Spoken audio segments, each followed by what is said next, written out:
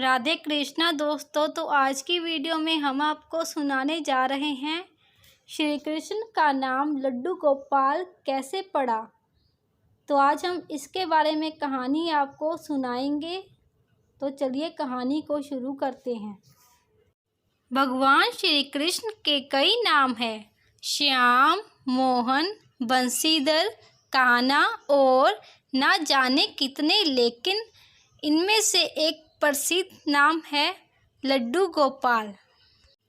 क्या आपको पता है भगवान कृष्ण का नाम लड्डू गोपाल क्यों पड़ा? तो चलिए कहानी को शुरू करते हैं।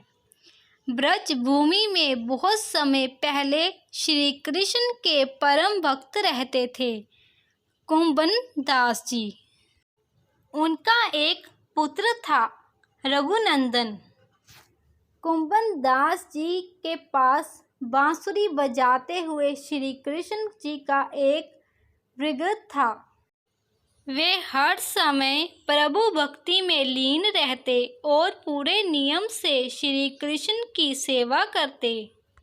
वे उन्हें छोड़कर कहीं नहीं जाते थे, जिससे उनकी सेवा में कोई विघ्न ना हो। एक दिन वृंदावन से उनके लिए भागवत कथा करने का न्योता आया।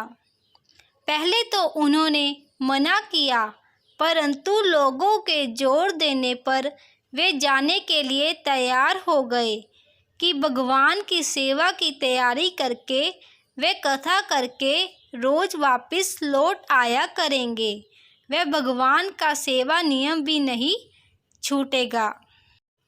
अपने पुत्र को उन्होंने समझा दिया कि भोग मैंने बना दिया है, तुम ठाकुर जी को समय पर भोग लगा देना।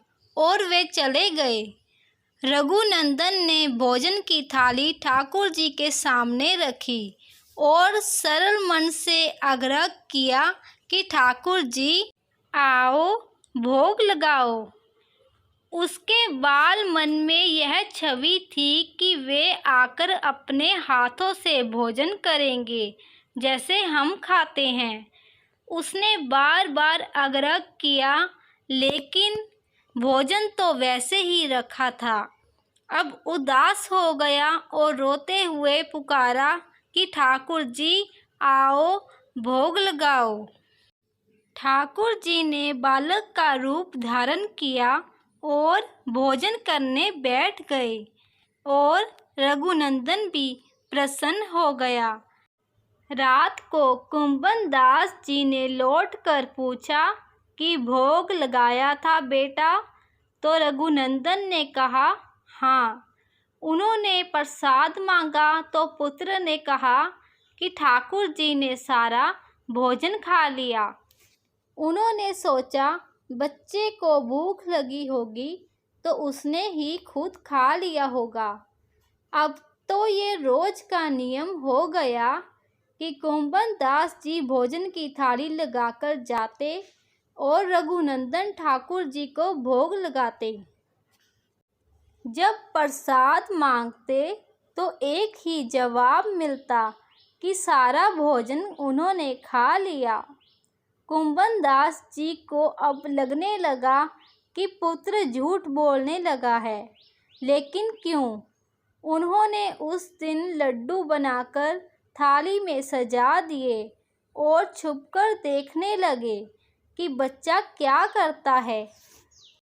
रघुनंदन ने रोज की तरह ठाकुर जी को पुकारा तो ठाकुर जी बालक के रूप में प्रकट होकर लड्डू खाने लगे।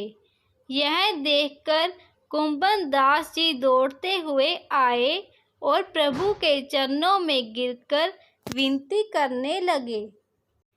उस समय ठाकुर जी के एक हाथ में लड्डू और दूसरे हाथ का लड्डू मुख में जाने को ही था कि वे जड़ हो गए। उसके बाद से उनकी इसी रूप में पूजा की जाती है और वे लड्डू गोपाल कहलाए जाने लगे। बोलिए लड्डू गोपाल की जय।